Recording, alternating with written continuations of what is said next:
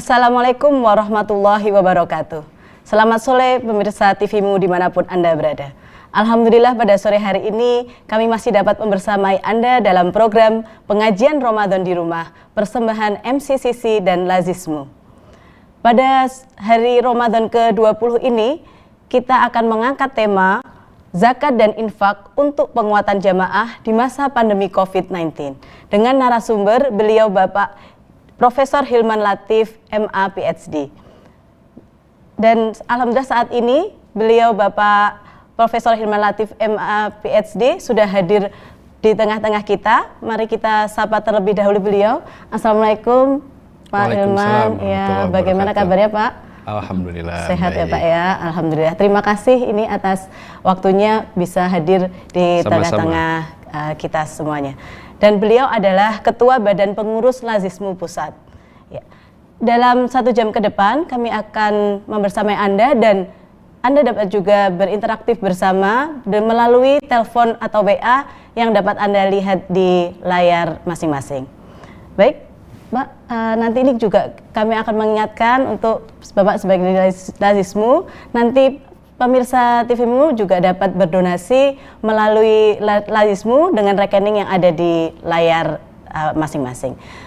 Baik Pak, berbicara tentang zakat dan infak nih ya Pak ya, dan khusus sebagai penguatan jamaah dan khususnya di masa pandemi COVID-19 yang pastinya ini sangat-sangat mempengaruhi segala lini kehidupan begitu ya, segala lini masyarakat dari yang atas sampai yang bawah itu merasakan dampak dari COVID-19 ini. Tidak lepas pula dari jamaah Muhammadiyah nih Pak. Ini pasti juga terasa dampaknya. Nah ini mungkin bisa disampaikan Pak, bagaimana pandemi COVID-19 ini dan dampaknya bagi jamaah Muhammadiyah. Silahkan Bapak bisa disampaikan. Baik, terima kasih. Bismillahirrahmanirrahim. Assalamualaikum warahmatullahi wabarakatuh. Waalaikumsalam. Alhamdulillahirabbil alamin, nahmaduhu wa nasta'inuhu wa nastaghfiruh. Asyhadu an la ilaha illallah wa asyhadu anna Muhammadan abduhu wa rasuluh. Amma ba'd. Terima kasih atas kesempatannya. Hadirin sekalian, para pemirsa yang budiman dimanapun Anda berada. Pada kesempatan saat ini kita memang sedang menghadapi situasi yang tidak mudah ya. Situasi yang sulit bukan hanya karena memang kita harus melaksanakan kewajiban-kewajiban di bulan Ramadan ya, sesuai dengan perintah Al-Qur'an, tetapi juga memang kondisi ya, suasana lingkungannya itu yang memang sedang juga menghadapi pandemi ya. Ada ketakutan ya, ada ketakutan dari masyarakat ya, dari seluruh elemen masyarakat. Dari pimpinan pejabat sampai lapisan paling bawah itu sekarang merasa takut dan khawatir. Sebetulnya apa yang terjadi ya? Apalagi pemberitaan di media massa begitu gencar ya, setiap hari memasuki kepala kita, informasi kita, cellphone kita setiap saat. Kita tidak mencari informasi datang sendiri. Sehingga masyarakat tuh bingung, apalagi kita belum tahu banyak mana informasi yang benar, yang tidak benar dan lain sebagainya. Nah, inilah saya kira Ramadan kali ini seperti yang banyak dikatakan orang lain berbeda, itu konteksnya seperti ini ya. Kita punya kewajiban untuk melaksanakan bulan suci Ramadan dengan khusyuk, dengan baik, tetapi pada saat yang sama ya ada situasi yang memungkinkan dan mengharuskan kita untuk melakukan kompromi-kompromi. Ya. Saya kira ini yang penting. Apa yang dimaksud dengan kompromi? Tentu sebagai semangatnya bulan Ramadan orang melaksanakan ibadah sholat, ibadah puasa dan juga melakukan infak, sedekah dan zakat lebih banyak daripada hari-hari yang lain. Karena ini adalah bulan yang paling mulia, ya, bulan di mana Al-Quran diturunkan, gitu. Syahrul Ramadan alladzi unzila fihil Quran, gitu ya. Jadi memang bulan yang mulia. Tapi kemudian karena banyak situasi yang harus dipertimbangkan, hifdun nafs, menjaga diri, menjaga jiwa itu juga penting ya dalam pengertian situasi saat ini. Maka kemudian pimpinan Pusat Muhammadiyah beberapa waktu lalu mengeluarkan edaran agar kita menjaga ya, menjaga interaksi agar tidak terlalu intensif, tidak terlalu lama di satu lokasi yang sama, termasuk salah satunya di tempat ibadah. gitu ya, masjid. Nah, tentu hadirin sekalian juga sebagian besar melaksanakan ibadah tarawih, ibadah sholat berjamaah bersama keluarganya masing-masing di rumah, termasuk juga untuk kegiatan yang lain. Pengajian pun saat ini mulai dikurangi, ya, kajian-kajian esensinya tidak hilang, insya Allah, tapi kemudian masih bisa dilaksanakan melalui teknologi yang ada, gitu ya, teknologi informasi. Nah, terkait dengan pertanyaan tadi, apa kaitannya ya Ramadan ini infak sedekah dengan penguatan jamaah? Jadi kita ini adalah satu kesatuan ya. Jadi jamaah itu satu kesatuan, kaum muslimin itu berpegang pada satu tali yang sama ya. Itu memang idealnya. Bihablillah wa'tasimu bihablillah jami'a ya. Kita berpegang pada tali yang sama, kita tidak berpecah belah ya. Kita semua punya prinsip untuk memperbaiki masyarakat, melaksanakan ajaran agama dan sebaik-baiknya dan lain-lain. Nah, salah satu perekat yang bisa ya, kita jadikan untuk mendorong penguatan masyarakat atau jamaah ini adalah pelaksanaan zakat, infak, dan sedekah. Ya. Kenapa demikian? Karena dengan amal kebajikan itu ya diharapkan ada penguatan kolektif, solidaritas kolektif. Ya. Jadi saya ingin menyampaikan bahwa Ramadan, ibadah puasa itu ya al-imsaku, menahan diri ya dari lapar, minum dan lain-lain ya, termasuk juga berseteduh di siang hari. Tetapi yang penting di sini adalah bagaimana kita juga membangun kesadaran kolektif bahwa Ramadan bukan hanya kesalehan individu tapi juga kesalehan kolektif. Termasuk di sini di dalamnya adalah kesalehan sosial. Bahkan dari ayatnya pun ketika pertama turun ya, sudah disampaikan kutiba alaikumussyam kama kutiba alal ladzina min qablikum la'allakum tattaqun. Kita sudah diingatkan zaman dulu juga sudah ada loh puasa itu. Sebelum Anda itu sudah ada loh puasa itu. Terus untuk apa? Nah, untuk menjadikan kita bertakwa. Apa yang dimaksudkan di situ? Ada kesadaran kolektif, ada kesadaran historis ya. Masa lalu pun sudah ada loh. Prinsipnya sama, tujuannya sama. Nah, dalam konteks ini, jamaah kita saat ini berada dalam situasi yang juga penuh kekhawatiran. Ada ketakutan, ya, ada merasa mungkin tidak terlalu tentram dalam menjalankan ibadah ini. Bukan hanya karena situasinya, ya, tetapi juga karena dampak dari situasi itu. Ya, termasuk juga kita rasakan saat ini, para guru sudah tidak mengajar, ya. Dosen mengajar online, ya. Siswa tidak pergi ke sekolah, yang berdagang di sekolah sudah tidak ada lagi. Ya. Kalau saya tiap hari masih ngantor ya, saya tiap hari masih kantor, saya tidak barisan dari kantor. Berangkat dari rumah baik siang ataupun pulang dari kantor sore ya, melewati ratusan pedagang sekitar kampus, tutup semua itu ya. Dulu awal-awal sebelum pandemi menguat sudah masih buka tapi nggak ada yang beli, Mbak. Nggak ada yang nongkrong itu kayak dulu. Nah, fenomenanya kelihatannya sederhana, tetapi yang di sini harus kita camkan adalah dampaknya secara ekonomi itu ternyata berat sekali kita rasakan ya. Kemarin ada kolega, teman di grup menyampaikan dia seorang kepala sekolah, dia juga penilik sekolah, ternyata bulan ini iuran tidak pada masuk. Ya. Iurannya tidak ada masuk. Orang tua masih semangat anaknya bisa sekolah, tapi pada saat yang sama juga penghasilannya ya sudah mulai menurun sangat gitu ya. Banyak sektor-sektor di mana ya mereka bukan bekerja di sektor publik, bukan sebagai PNS, tetapi banyak juga bekerja sebagai di sektor swasta, jalankan usaha, punya warung, punya toko, warung makan, punya toko kelontong dan lain-lain, tutup habis. Nah, ini dampaknya multiple effect gitu ya, termasuk juga kepada jamaah kita. Nah, apa yang bisa merekatkan itu? Nah, dalam konteks inilah saya kira perlu kita camkan bersama bahwa Al-Quran sudah mengingatkan kita semua, zakat, infak, sedekah diantaranya bisa memperkuat jamaah ini.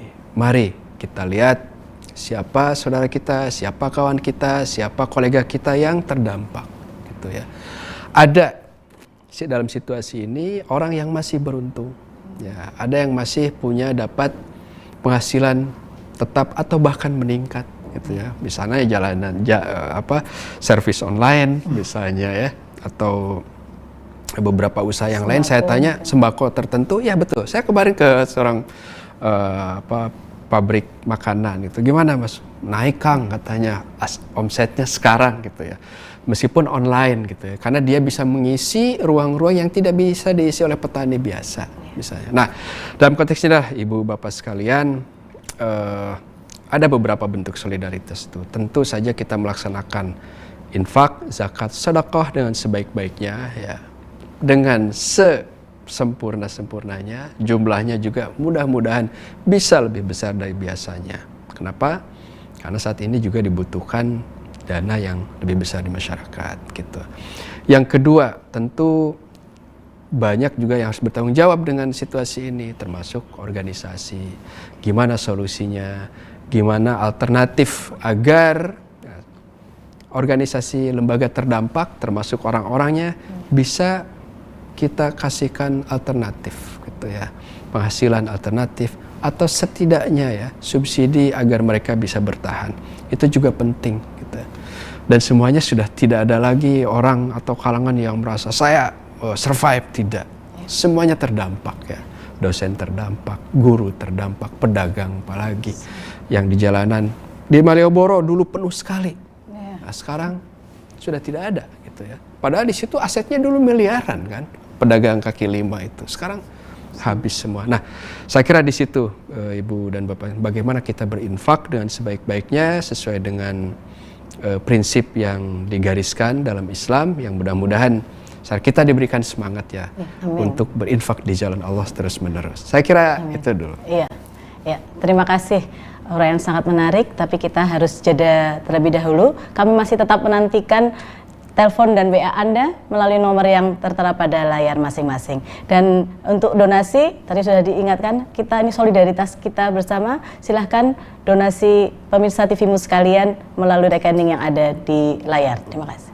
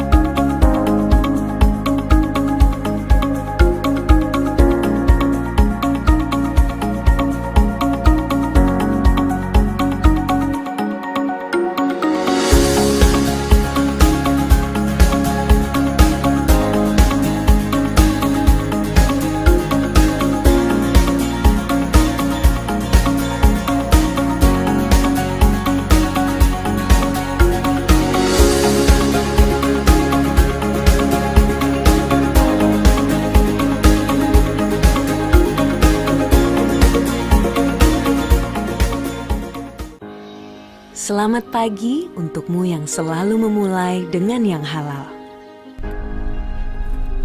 Memulai yang pertama dengan semangat. Memulai menyebarkan inspirasi. Kecantikan sejati dimulai dari inovasi tanpa henti. Kebaikan dimulai dari yang halal. Wardah halal dari awal.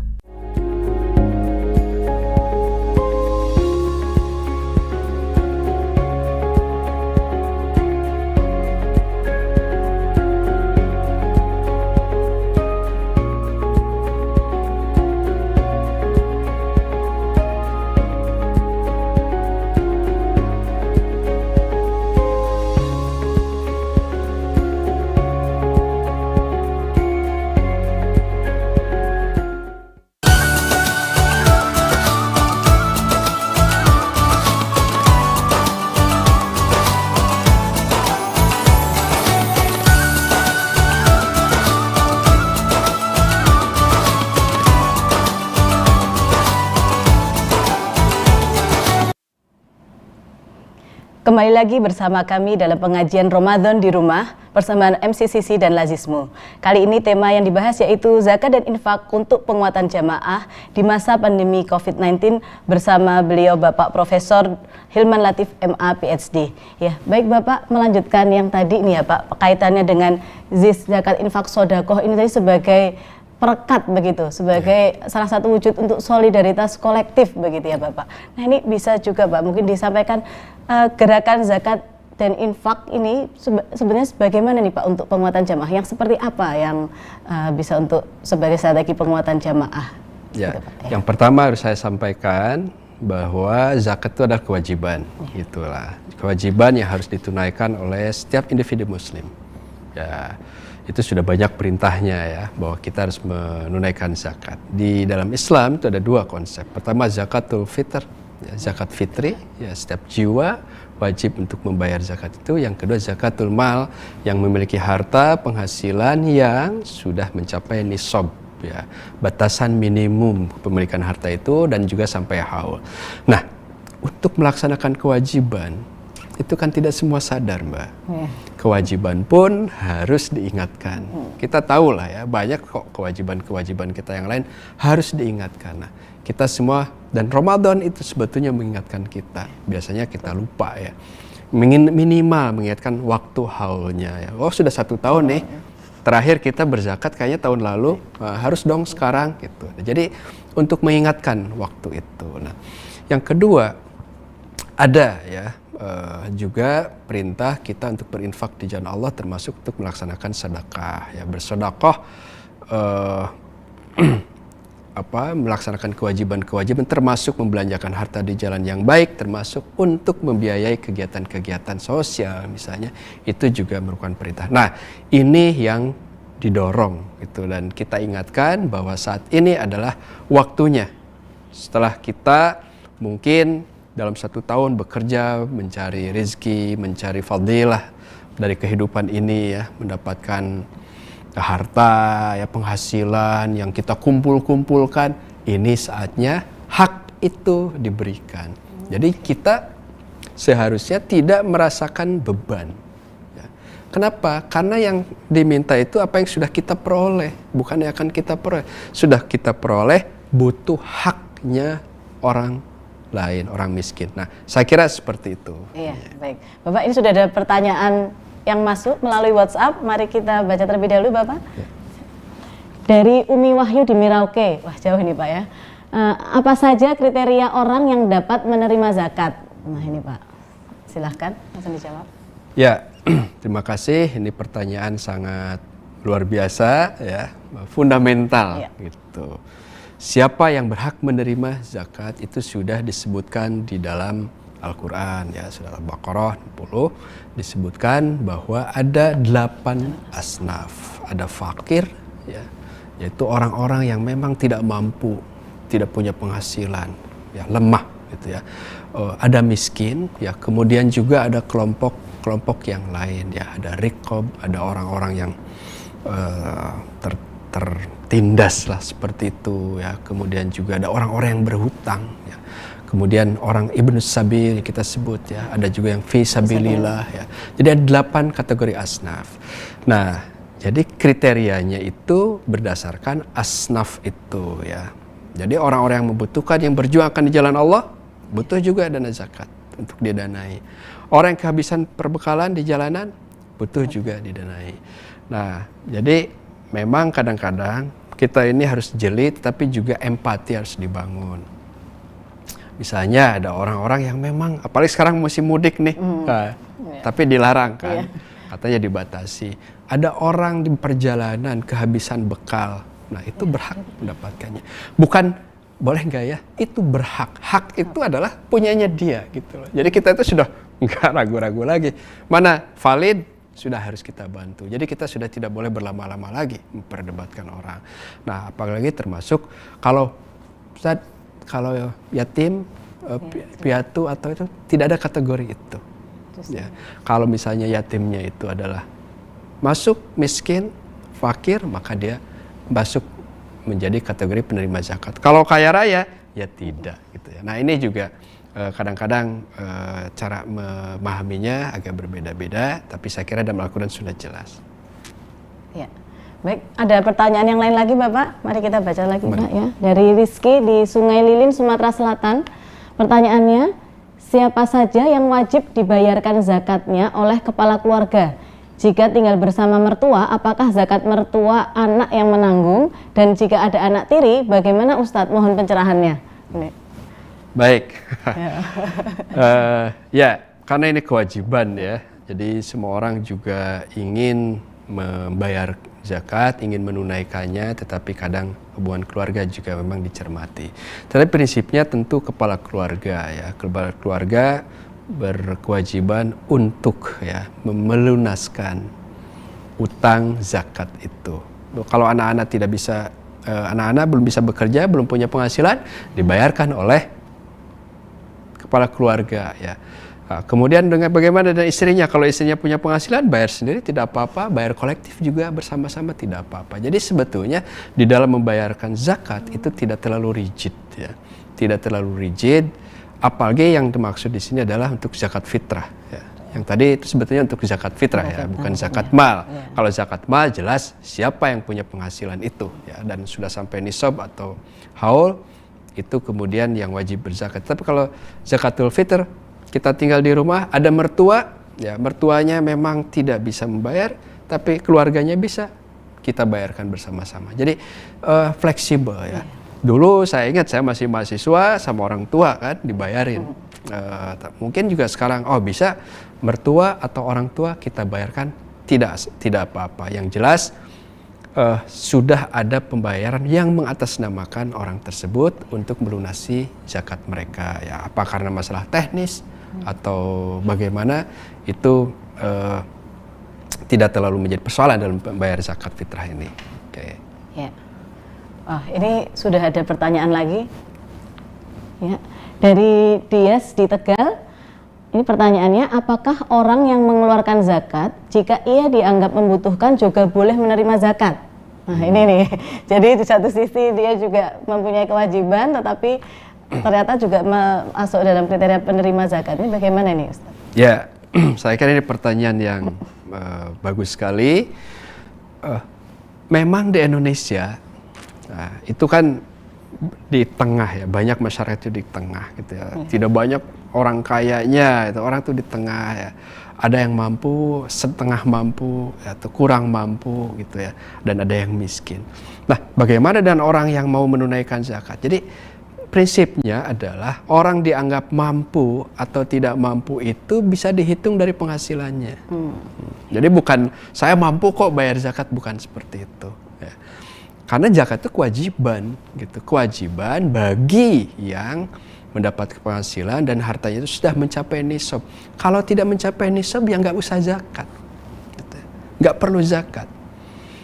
Tapi dia cukup bersedekah atau berinfak gitu ya. Nah ini yang harus kita gulirkan bersama-sama, kita gairahkan berinfak bersedekah itu, termasuk juga bagi siapapun. Karena untuk berbuat baik itu ya, untuk berbuat baik itu tidak harus menunggu kaya. Ya. Untuk berinfak itu tidak harus menunggu menjadi orang yang punya duit banyak, enggak kok gitu. Bahkan kalau kita membaca berbagai literatur bahwa konsep sedekah dalam Islam pun tidak hanya bermakna secara material finansial, tapi juga secara spiritual. Orang berbuat baik karena tenaganya dia bisa sumbangkan, menjadi relawan, pikirannya dia bisa sumbangkan ya dalam satu diskusi untuk merumuskan kebijakan, atau juga waktunya ya dia relakan ya, harusnya dia untuk mencari sesuatu yang lain, dia sumbangkan waktunya. Ya. Jadi banyak kok yang bisa kita sumbangkan itu untuk berbagai kalangan. Nah, termasuk juga dalam hal ini adalah untuk kelompok-kelompok tertentu yang mungkin tidak masuk kategori miskin gitu ya, tetapi penghasilannya belum mencapai nisab. Kalau mencapai nisab itu berapa sih penghasilannya? 4 juta Mbak, per bulan misalnya. Kalau sudah 4 juta per bulan, maka setidaknya ya berhitung dari 85 gram lah tergantung harga emasnya, sekitar 4,2 juta per bulan, maka dia wajib zakat gitu ya.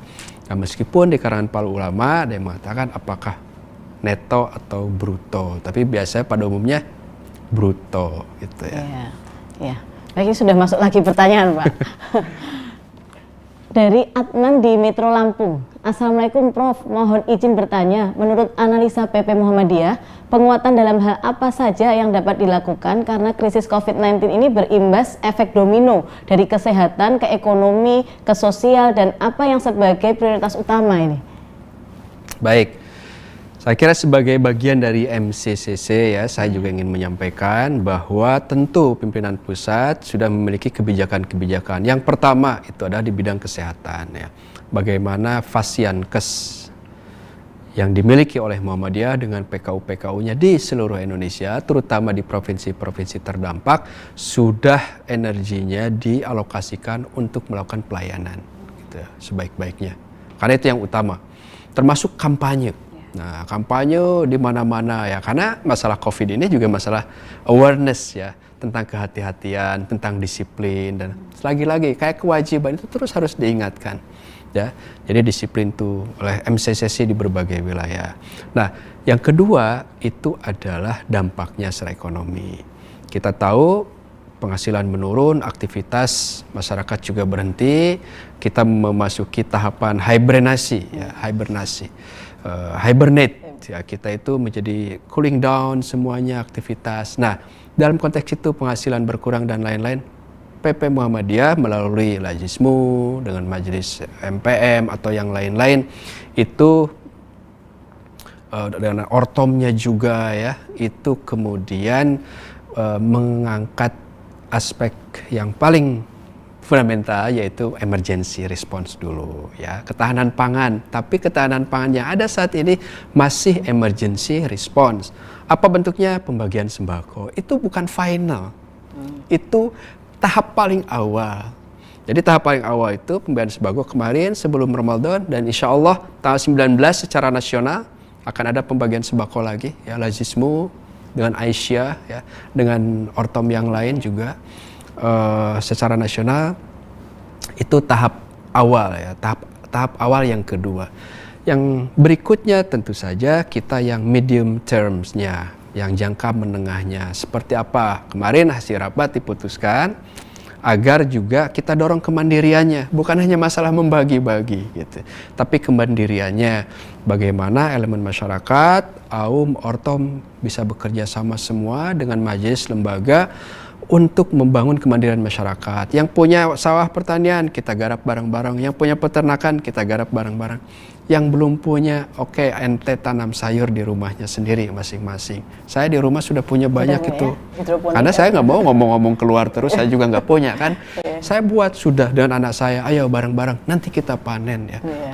Kamu suka cabai, nanti kamu petik sendiri. Kamu suka bayam, kamu suka sayur ini, nanti petik sendiri. Nah, ini kita harus kampanyekan. Jadi ketahanan itu juga ada di dalam mentalitasnya. Nah, saya kira di situ ya untuk sikap PP Muhammadiyah, sehingga mudah-mudahan dampak ekonomi itu juga bisa diatasi ya. Setidaknya pada level tertentu karena inisiatif sendiri ya dari masyarakat, bukan masalah diberi gitu ya. Oke. Baik, kita jeda terlebih dahulu Bapak, nanti kita lanjut lagi. Ya.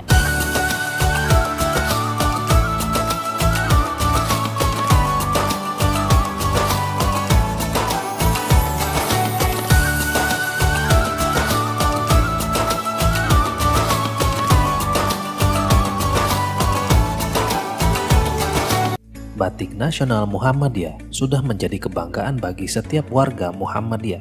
Bahkan, pimpinan pusat Muhammadiyah secara resmi menggunakan batik nasional untuk pertemuan nasional maupun internasional. Dua kader Muhammadiyah, Iqbal dan Sarah, peraih medali emas di kejuaraan pencaksilat Asian Games, menjadi bagian ikon brand ambasador batik nasional Muhammadiyah. Kami bangga berbatik nasional Muhammadiyah. Untuk pemesanan lebih lanjut, hubungi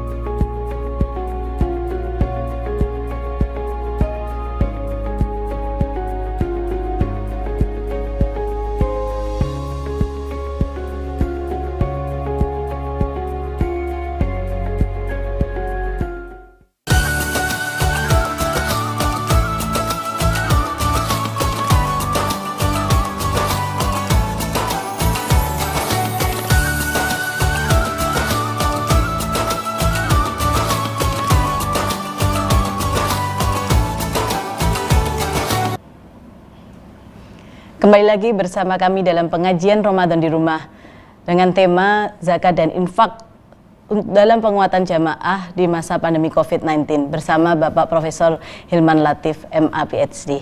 Ya Bapak, ini sudah masuk pertanyaan lagi. Jadi nanti diskusi kita berdasarkan dari pertanyaan-pertanyaan ya. Dari Utami di Palembang, pertanyaannya, berapakah batas minimum penerima zakat? Lalu apakah boleh amil zakat atau muzaki menerima zakat jika ia dianggap sebagai orang tidak mampu? Oh mungkin ada sebagai amil ya Pak, bedanya tadi nih. Ya, untuk memperjelas barangkali ya tadi terkait dengan pertanyaan yang sebelumnya juga masalah ini. Jadi gini, kalau amil itu jelas ya sudah menjadi bagiannya dan ada aturannya ya. Berapa persentase dari dana yang dikumpulkan untuk membiayai amil, ya, membiayai kegiatan amil, pekerjaan mereka dan seterusnya. Tapi juga di luar itu ada banyak fakta, misalnya ada keluarga yang tetap menunaikan zakatnya, zakat fitrahnya dia tunaikan karena merasa mereka wajib. Mungkin dia juga membayar zakat mal, padahal dia belum masuk kewajiban. Gitu. Tetapi dia ada uang berapa dia zakatkan atau dia anggap zakat dia bayarkan ke lembaga amil. Nah, bagaimana kalau dia menerima zakat? Apakah boleh? Boleh ya. Kalau dia masuk dalam kategori 8 asnaf dan di dalam 8 asnaf itu ada yang pasti. Yang pasti itu misalnya lil fuqara'i ya, sudah jelas miliknya fuqara wal masakin gitu ya. Tapi juga ada yang lebih fleksibel ya, fi sabilillah wa benus sabil.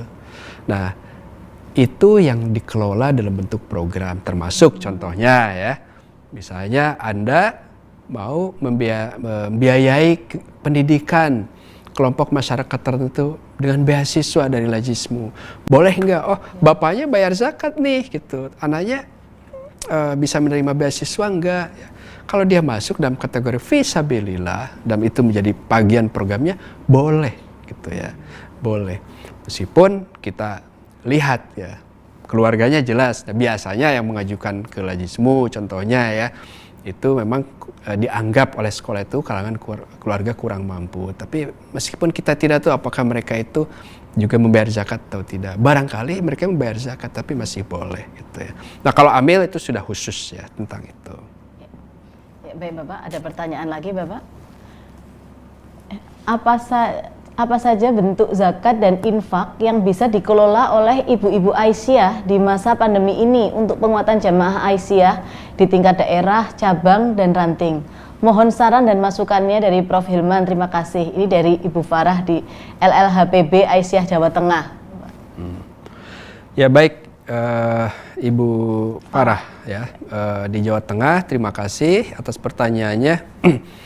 Yang dibutuhkan saat ini di dalam kelompok masyarakat itu adalah orang-orang yang mampu memberikan alternatif kegiatan ya, terutama yang income generating ya, yang bisa menghasilkan atau memberikan tambahan penghasilan buat masyarakat, yang secara konsisten dijaga program itu. Saya kira kalau jenisnya bisa macam-macam, terserah saja. Ada yang main di sektor pertanian, ada yang main di sektor untuk kerajinan, ada yang main di sektor produksi makanan dan lain-lain. Contoh Ibu ya, kalau misalnya masa pandemi ini ada banyak paket-paket sembako yang akan didistribusikan kepada kelompok masyarakat tertentu. Nah, Lajismu bersama majelis yang lain di MCCC ini biasanya ya beli berasnya juga dengan mitra kita. Nah, di dalamnya ada apa? Ada abon. Oh, siapa yang produksi? Oh, ibu-ibu dari orang tua siswa SDA. Ibu Aisyah itu tadi mungkin Pak. Ya. Nah, Ibu Aisyah bisa menstimulasi program apa untuk mengisi itu. Jadi konsep kita termasuk dalam pembagian sembako misalnya, itu jangan pabrikan semua gitu, tapi bagaimana kita juga mendorong hasil dari kreativitas masyarakat ya. Kalau kemarin MPM ada yang bisa produksi gula merahnya dibeli gitu. Inilah yang beberapa waktu lalu saya angkat sebagai solidarity buying ya. Jadi kalau kemarin dulu itu kita menghadapi panic buying ya, pembelian dengan secara panik gitu ya, kebutuhan-kebutuhan rumah tangga, kebutuhan sembako. Nah sekarang yang kita perlu perkuat itu adalah solidarity buying, yang itu merupakan konsep tahun ya. Banyak SMS ke saya, Mbak, ini menawarkan ini ya, jenis makanan ini, produksi ini. Anda perlu apa enggak? Perlu. Ya kita perlu, tapi enggak perlu-perlu amat. Kenapa sih? Kalau beli juga masih bermanfaat, kita beli aja gitu ya. Menawarkan makanan tertentu, ya kita beli ya. Inilah semangatnya ya. Jadi empati yang dibangun. Nah inilah yang saya maksud, bahwa dalam jamaah itu empati dibangun, termasuk pada bulan Ramadan ini gitu. Kalau dulu kan gini, kalau dulu kita bisa main ke Kauman ya, bisa belanja makanan apa yang aneh-aneh itu, pasar tibannya itu, pasar Ramadan itu. Sekarang kan nggak ada. Nah kawan-kawan kita, teman-teman kita, barangkali produksi itu kita beli ya. Nah bagaimana dengan Aisyah? Nah Aisyah bisakah misalnya menstimulasi kegiatan itu? Bagaimana Aisyah ya mulai program-programnya bisa suportif untuk menopang ketahanan pangan, Ibu. Contoh yang baru, dan insya Allah saya kira dengan Aisyah akan dijalankan se-Indonesia untuk ketahanan pangan yang saya sebutkan tadi tahap 2 ya, yaitu lumbung hidup ya kalau Ibu-Ibu Aisyah menyebutnya. Ayo kita gerakan ya, kita desainkan bersama-sama lumbung hidup itu akan seperti apa konsepnya, berapa banyak se-Indonesia, jenis tanamannya apa saja, dan lain-lain. Kita bareng-bareng gitu ya. Nah insya Allah saya kira dana infak zakat sedekah itu akan bermanfaat ya. Jadi alhamdulillah Ibu dan Bapak sekalian, Lajismu ya, saat ini untuk COVID sudah komitmen dan MCCC bareng-bareng untuk APD dan seterusnya ya. Sekarang ke pangannya, besok kemudian tentu ke dampak ekonominya akan kita dorong agar bisa sustain ya, karena kita tahu ini dampaknya akan masih panjang ya, tidak sebentar. Nah saya kira demikian ya. Lanjut lagi Pak, masih ada pertanyaan via WhatsApp ini dari Taufik di Yogyakarta. Prof Hilman, bagaimana konsep Lajismu dalam mengelola termasuk mentasarufkan zakat untuk pemberdayaan masyarakat atau umat, dan juga untuk mendukung advokasi struktural untuk kelompok du'afa dan mustad'afin?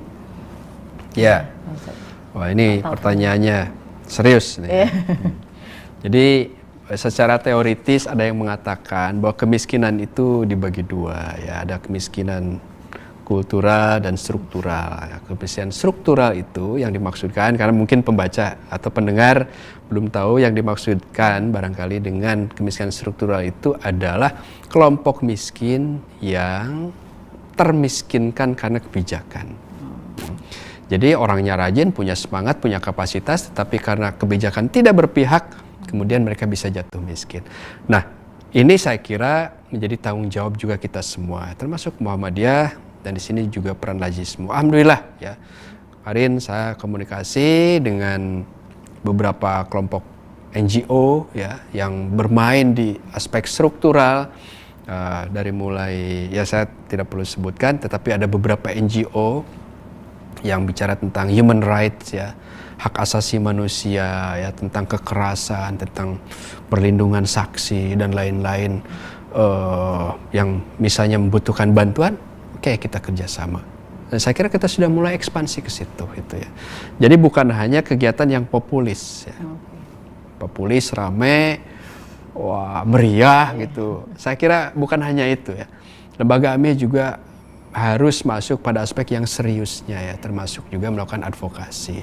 Almarhum Wakil Ketua Lajismu Bapak Agus Edi Santoso itu adalah orang yang sering berbicara tentang advokasi ya. Bahkan dia mendorong saya untuk bagaimana Lajismu bisa masuk ke wilayah itu. Bagaimana kelompok masyarakat yang terusir dari tanahnya direbut oleh ini. Wah, jadi konsepnya, dan kita perlu ya, satu cara pandang, satu program juga yang lebih bagus ya, alternatifnya. Jadi bukan hanya charity akhirnya ya, bukan hanya bagi-bagi. Saya sampaikan tadi bahwa kalau ketahanan pangan tahap 1 itu memang dipahami oleh kita masih tahap emergency, ya, respons. Ya. Berikutnya tentu nggak seperti itu, gitu ya. Ya mudah-mudahan kita bisa jalankan, dan saya kira kita bisa bermitra ya. Di Muhammadiyah juga ada LHKP ya, yang bicara politik, kemudian ada lembaga hukum dan HAM-nya, advokasi, insya Allah. Kami juga dengan lembaga hukum HAM Muhammadiyah kerjasama kok. Sudah kerjasama, ada kelompok masyarakat tertentu yang mungkin dianggap secara struktural haknya terampas, kita. Tapi kan kalau lajismu turun, kita tidak punya kita tidak punya keahlian itu. Karena itu kemitraan yang perlu kita perkuat. Ya mudah-mudahan ada banyak mitra yang peduli dengan masalah tersebut. Iya, baik. Lanjut lagi Pak ke pertanyaan berikutnya Ya, ini. silakan. Ya. Dari Darmadi di Solo, Prof, mohon pencerahan bagaimana kiat-kiat agar dalam menghimpun para agnia untuk berzakat bisa optimal. Karena selama ini kami belum berhasil. Wah, ini tips-tipsnya ini ya. Karena kewajiban harus diingatkan itu tadi. Betul. Ya. Ya, kewajiban itu tetap harus diingatkan, Bapak Ibu sekalian, termasuk diri kita, gitu ya. Keluarga kita sama kan. Bahkan untuk ibadah pun, ayo sholat. Ya, sudah tahu itu, sholat itu wajib, sudah tahu waktunya, tapi tetap harus diingatkan. Bahkan kita ada azan setiap saat. Nah, bagaimana dengan agnia? Nah, begini, ilustrasinya, kalau kita mau mancing mujair, pancingannya sebesar apa? Gitu ya. Umpannya isinya apa? Tapi kalau Anda ingin mengambil cucut, juga pancingannya yang bagaimana, kemudian umpannya seperti apa? Kailnya pun harus seperti apa. Jadi tidak sama. Agnia atau disebut dengan orang-orang kaya itu sudah pengalaman ngurusi harta. Sudah pengalaman, tahu dia susahnya cari uang, tahu. Dan dia tahu susahnya mendistribusikan uang. Gitu ya. Jadi dana yang terhimpun itu, menghimpun dana itu perlu tenaga, penuh energi. Menyalurkan dana itu perlu energi dan perlu tenaga juga, perlu pikiran. Karena itu, mohon maaf, banyak juga yang sudah menghimpun dana tidak mampu mendistribusikannya dengan benar, dengan baik ya, dengan transparan, dengan sesuai target dan lain-lain. Karena nggak mudah gitu ya. Nah, agnia itu paham. Karena itu, untuk memancing agnia, maka kita juga harus menyediakan pancingan yang sesuai dengan cara pandangnya, dengan cara berpikirnya. Agnia itu tidak akan mampu, tidak akan luluh kalau sekedar diminta. Ada orang datang meminta zakatnya, bukan begitu, nggak akan tembus agnia itu. Agnia itu harus disodori satu program yang lebih bagus, ya, lebih jelas, lebih transparan, targetnya lebih kelihatan, ya, model evaluasinya lebih jelas, dan lain-lain gitu. Maka dengan begitu, bukan hanya agnia dalam pengertian individu, tapi juga agnia dalam pengertian lembaga, termasuk perusahaan-perusahaan, itu juga banyak yang menyumbang. Nah, tapi syaratnya adalah program yang bagus. Program di bidang pendidikan seperti apa gitu ya. Program di bidang sosial ya. Program di bidang pendidikan ya, siapa saja ada. Program untuk gurunya juga sekarang. Nah, Lajismu saat ini masuk ke lewat situ.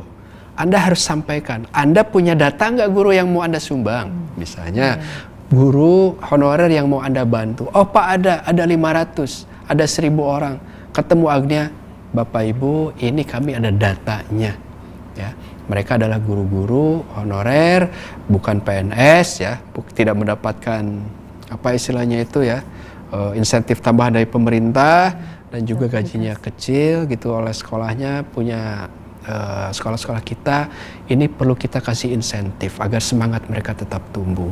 Tapi nanti kami juga selain insentif yang langsung, kami juga akan buatkan platform yang lain ya, mengajar secara online, ceramah secara online dan lain-lain. Nah ini agnia itu insya Allah ya, dia akan melihat itu, oh ini bagus, saya suka dengan ini. Nah, jadi perlu kreativitas gitu ya? Perlu kreativitas ya. Kalau hanya meminta dengan kewajiban berzakat, mereka sudah tahu itu, dan sudah lama juga berzakat. Tapi pertanyaannya, agnia itu selama ini berzakatnya kemana? Gitu ya.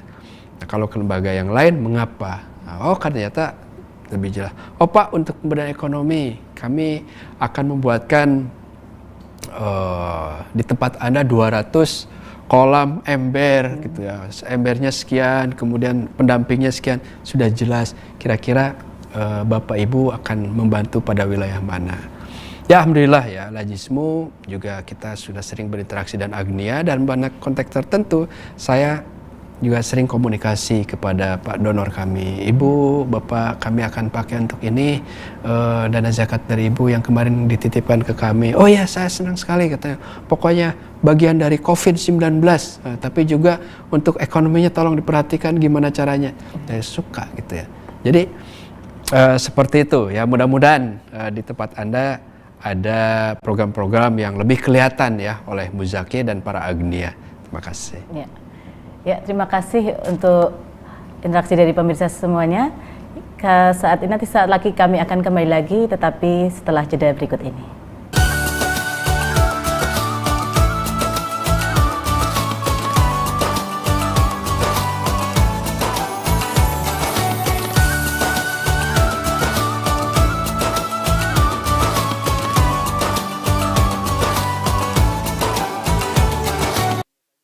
Suara Muhammadiyah sebagai amal usaha resmi Muhammadiyah hadir untuk menjadi bagian jamaah Muhammadiyah dalam memfasilitasi kebutuhan perjalanan dan pendampingan ibadah umroh jamaah Muhammadiyah. SM Tour and Travel hadir dengan 2 program utama, program umroh dan haji khusus, program perjalanan untuk domestik dan internasional. Mari bergabung bersama SM Tour and Travel untuk menikmati ibadah umroh Anda lebih khusyuk dan nyaman. Selamat pagi untukmu yang selalu memulai dengan yang halal. Memulai yang pertama dengan semangat. Memulai menyebarkan inspirasi. Kecantikan sejati dimulai dari inovasi tanpa henti. Kebaikan dimulai dari yang halal. Wardah halal dari awal.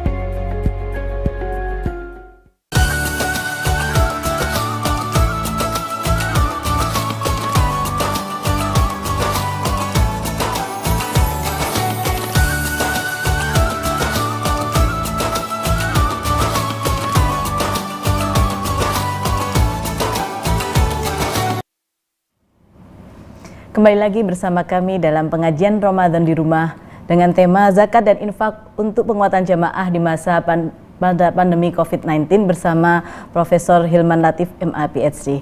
Baik Prof, ini melanjutkan lagi nih Pak. Jadi masih ada beberapa pertanyaan lagi.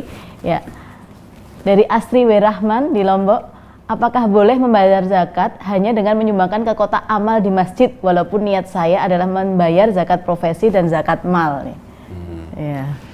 Baik, jadi innamal amalu binniyah gitu ya. Memang semua amal itu dengan niatnya. Tapi juga ada perintah khudh min amwalihim shadaqatan tutahhiruhum wa tuzakkihim biha. Jadi kita lembaga amil diminta untuk memungut zakatnya. Konsep dasarnya mengambil zakatnya, khudh gitu ya.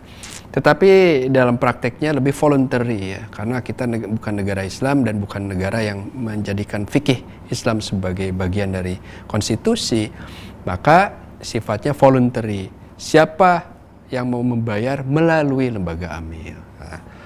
Nah, apakah di masjid itu ada lembaga amilnya atau tidak gitu loh. Nah, ini yang penting ya. Kalau tidak ada yang memanage secara khusus atau hanya diserahkan pada masjid, ya kenapa nggak Anda niatkan saja itu untuk sedekah? Ya. Tetapi kalau Anda mau berzakat, Anda niatkan saja. Dan ini masalah edukasi, masalah kesadaran, dan itu nggak mudah ya.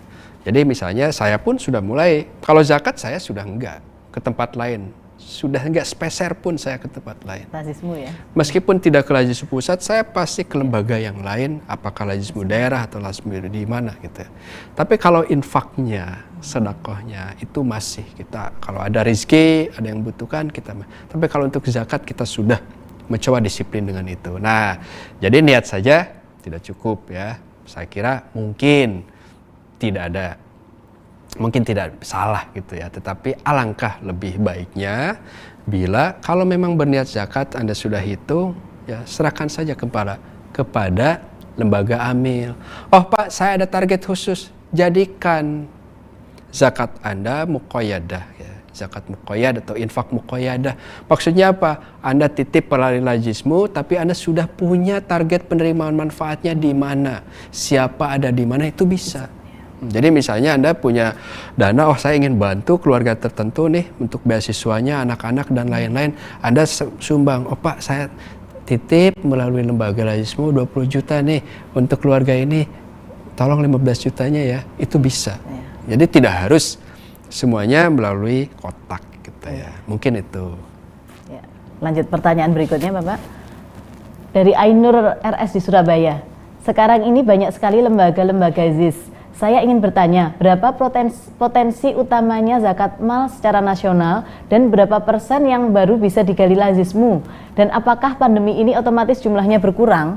Nah ini dengan potensi. Oke, jadi berapa sih potensi zakat nasional itu? Ya, menurut catatan dari Basnas itu tidak kurang ya, tidak kurang dari 216 triliun gitu ya. Bahkan bisa lebih sekarang gitu ya. Tapi yang baru terkumpulkan hasil catatan zakat 2019 itu baru 8 sampai 10 triliun ya. Dari 200 triliun ke segitu, jadi kecil sekali gitu. Nah, bagaimana Muhammadiyah? Nah sekarang kita bisa dihitung, Muhammadiyah itu warganya berapa? Nah, ada yang bisa jawab? Kalau Anda belum bisa jawab, berarti Anda tidak bisa memprediksi. Ini PR tadi terkait dengan data-data itu ya. Misalnya adalah, ya kalau saya dulu menghitung ya persentase dengan survei penghasilan warga dan lain-lain, ya setidaknya ya Muhammadiyah itu minimal harusnya itu bisa mengumpulkan 530 miliar. Ya, itu yang paling minimal ya, itu ya. Karena jumlah warganya pun kita hitung hanya 25% gitu ya. Nah, harusnya bisa sampai 1 triliun dong. Nah, yang bisa dikumpulkan melalui lajismu berapa? Nah, itu juga ya durasinya masih dari separuh minimal tadi, jadi 200-an miliar. Itu kan kecil sekali. Jumlah yang berzakat di Muhammadiyah banyak, gitu. Tapi tak terhitung jumlahnya, tak teridentifikasi, penerimaan manfaatnya tak tercatat, dan juga tak bisa diukur dampaknya. Ya. Nah, kalau lewat lajismu setidaknya bisa terukur ya itu. Insya Allah. Ya, insya Allah. Baik, pertanyaan berikutnya Bapak dari Heru Kurniawan di Pangkal Pinang. Zakat fitrah yang dibayarkan dengan uang, bolehkah dibelikan sembako yang dibagikan ke mustahik, dijadikan satu paket dengan beras zakat fitrah? Atau diberikan saja dalam bentuk uang dan beras zakat fitrah? Terima kasih atas jawabannya. Ya, baik. Zakat fitrah itu kan awalnya konsepnya itu adalah zakat dengan bahan makanan pokok ya. Ada gandum ya, tumur ya, mungkin kurma pada masa lalu ya. Nah, kemudian sekarang makanan pokok di Indonesia yang berlaku itu adalah beras misalnya ya, dikiaskan makanan pokok. Kemudian para ulama juga mengkiaskan lagi karena era saat ini juga orang nggak bisa bawa beras kemana-mana, gitu ya.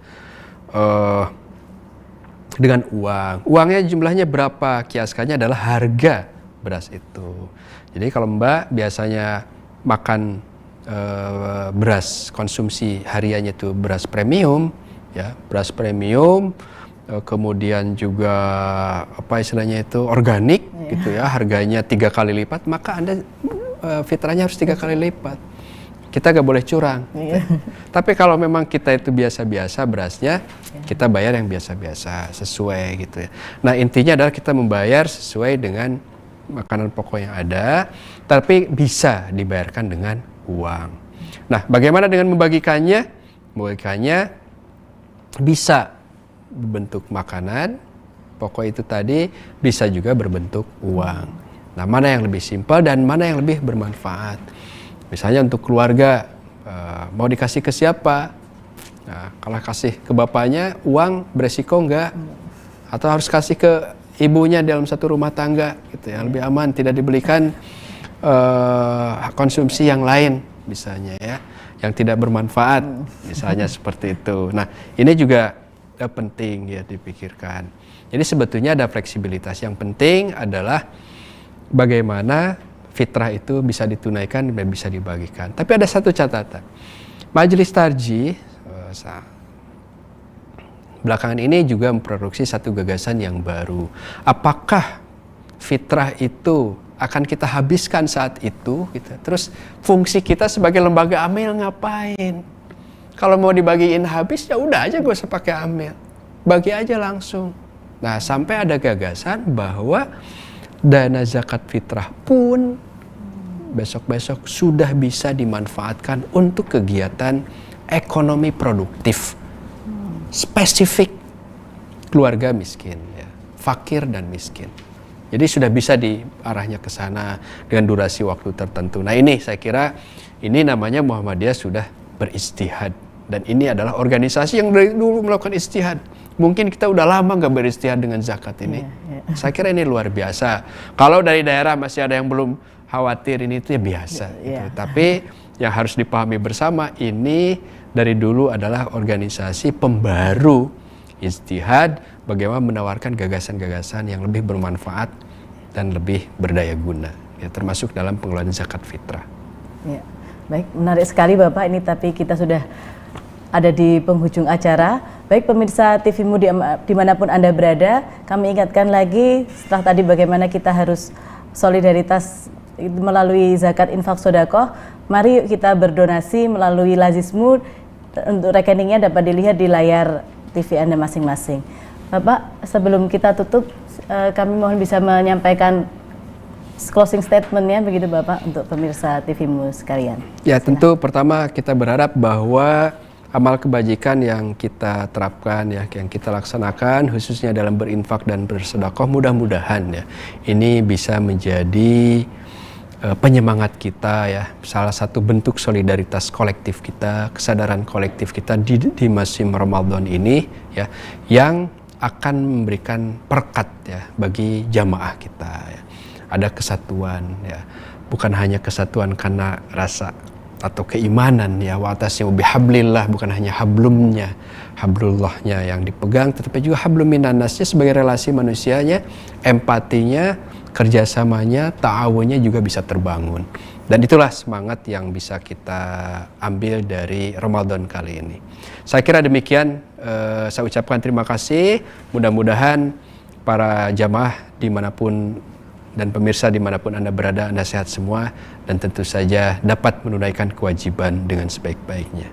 Ya, terima kasih Bapak, sangat menarik sebetulnya ini kalau mau diperpanjang lagi, dan terima kasih juga untuk pemirsa yang sudah berinteraksi melalui telepon dan WA, dan mohon maaf jika ada pesan-pesan pertanyaan-pertanyaan yang belum bisa terjawab di dalam forum ini. Insya Allah nanti di waktu berikutnya bisa disampaikan, dibahas lebih lanjut lagi. Baik, terima kasih sekali lagi kepada Pak Hilman atas waktunya dan ilmunya, pencerahannya.